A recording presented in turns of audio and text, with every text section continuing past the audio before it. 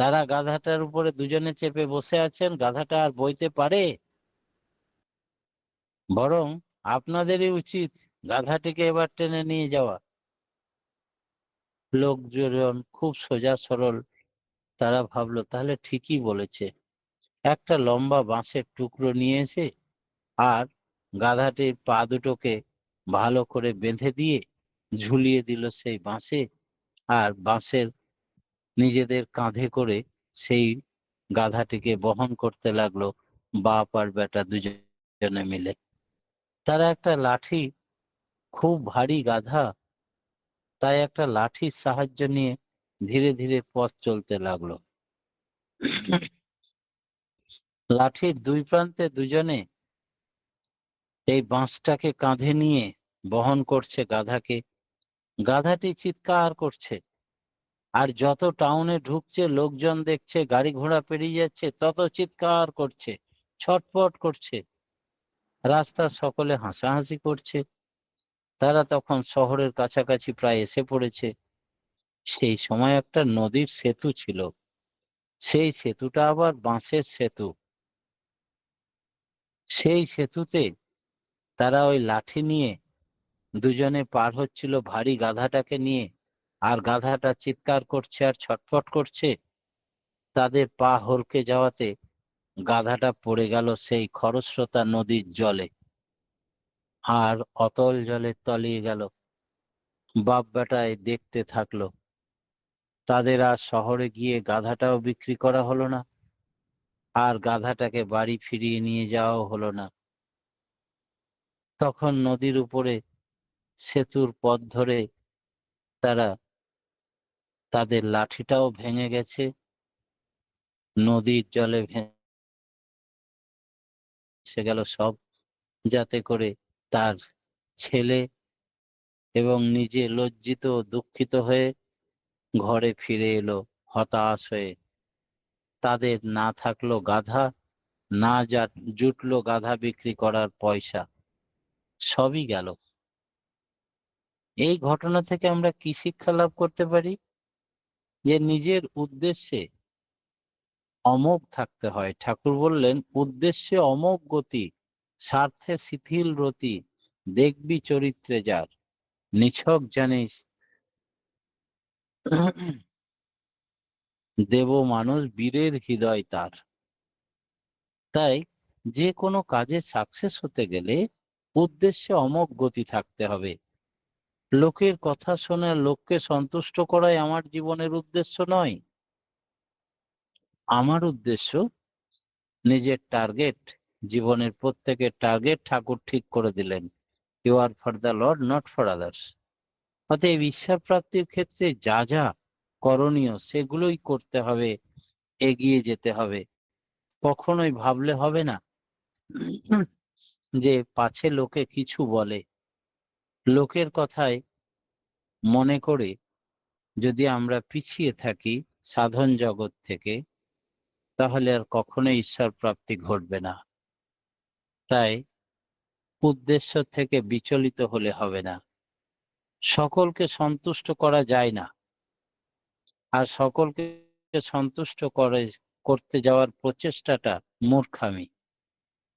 তাই একমাত্র উদ্দেশ্য যা, তাই করা উচিত।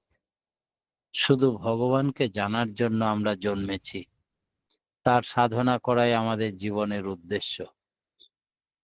যে অন্য কাজে মত্ত হয়ে যায়, কেউ বলল ডাক্তারি করলে ভালো প্রফিট আছে, তাই ডাক্তারি পড়তে লাগলাম।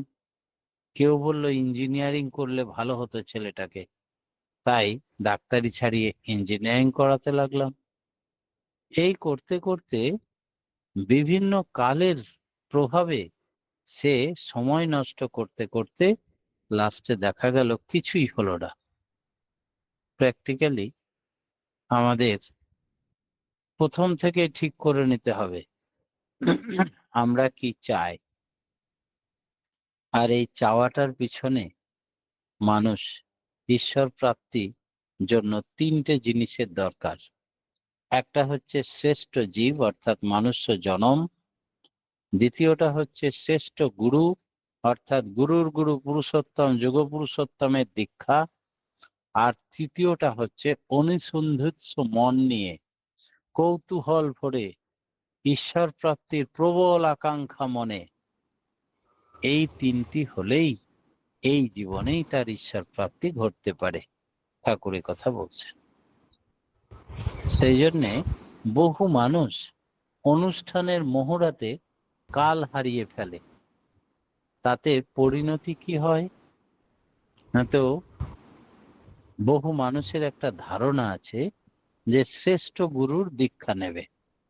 শ্রেষ্ঠ গুরু কোথায় পাওয়া যায়? একজন বুদ্ধি দিল সূর্য হচ্ছে পৃথিবীর সব থেকে তেজি গুরু, অতএব তুমি সূর্যের মন্ত্রে দীক্ষা নিতে পারো। সে তখন ঠিক করলো, সূর্যদেবের ধ্যানে বসলো।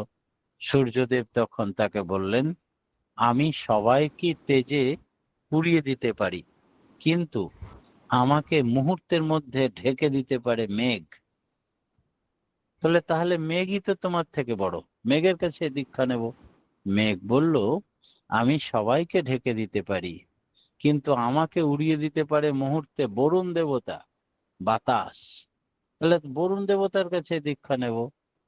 বরুণ দেবতার কাছে দীক্ষা নেবে যখন, তখন বরুণ দেবতা বলল, আমি সবাইকে উড়ালেও উড়াতে পারি না শুধু উই পোকার ঢিপিকে, সে এত শক্ত যে কিছুতেই উড়ানো যায় না। তাহলে ওই ঢিপির কাছে দীক্ষা নেব। ওই ঢিপি বলল, আমি সবাই আমি দৃঢ়ভাবে থাকতে পারি, কিন্তু একমাত্র ভয় পাই আমি ইঁদুরকে, ইঁদুর গর্ত করে আমাকে শেষ করে দেয়। তাহলে ইঁদুরের কাছে দীক্ষা নেবে। ইঁদুর বলল, আমি ভয় পাই শুধু বিড়ালকে, বিড়ালের কাছে দীক্ষা নেবে। বিড়াল খুব চালাক, সে লিস্ট করে দিল মাছ লাগবে, অমুক লাগবে। যখন দীক্ষার জন্য স্নান টান করে মাছ টাছ নিয়ে বাজার থেকে এসছে, তখন দেখছে তার স্ত্রী একটা লাঠি নিয়ে তাকে রান্নাঘর থেকে তাড়াচ্ছে, আর ও ভয়ে জানলা দিয়ে ফুরুক করে পালিয়ে যাচ্ছে দৌড়ে। তাহলে আরে, সে তো বিড়াল আমার স্ত্রীকেই ভয় পায়, তাহলে স্ত্রীর কাছেই দীক্ষা নেব। নিয়ে তাদের আর সদ্গুরু মিলল না, তাই ঈশ্বর প্রাপ্তি হলো না। সেই জন্য বেশি অনুষ্ঠানের মহড়ায় কালক্ষেপণ করতে নেই। সদ্গুরু পুরুষোত্তমের দীক্ষা নিয়ে তাতেই একনিষ্ঠ হয়ে লেগে থাকলেই মানুষের কাছে তিনি প্রকট হয়ে ধরা দেন। আর একে অনুরক্তি ভক্তি, এই একের প্রতি অনুরক্তি থাকা প্রয়োজন। বহুনিষ্ঠিকতার হৃদয়ে প্রেম ভক্তি স্থান নেই। যে সবাইকে মানে সে কাউকেই মানতে পারে না। সেই জন্যে সর্বদেবময় গুরু, সব দেবতার পুজো হয়ে যায় এক গুরু পূজা বা ইষ্টভৃতি করলে। ব্রহ্মা বিষ্ণু মহেশ্বর তিনে মিলি এক, একে মিলি তিন। গুরুর ব্রহ্মা গুরুর বিষ্ণু গুরুদেব মহেশ্বর গুরুর সাক্ষাৎ পরম ব্রহ্ম তস্মৈ শ্রী গুরবে নমঃ। তাই এক ইষ্টভৃতির মাধ্যমে পঞ্চযজ্ঞের ফল লাভ হয়।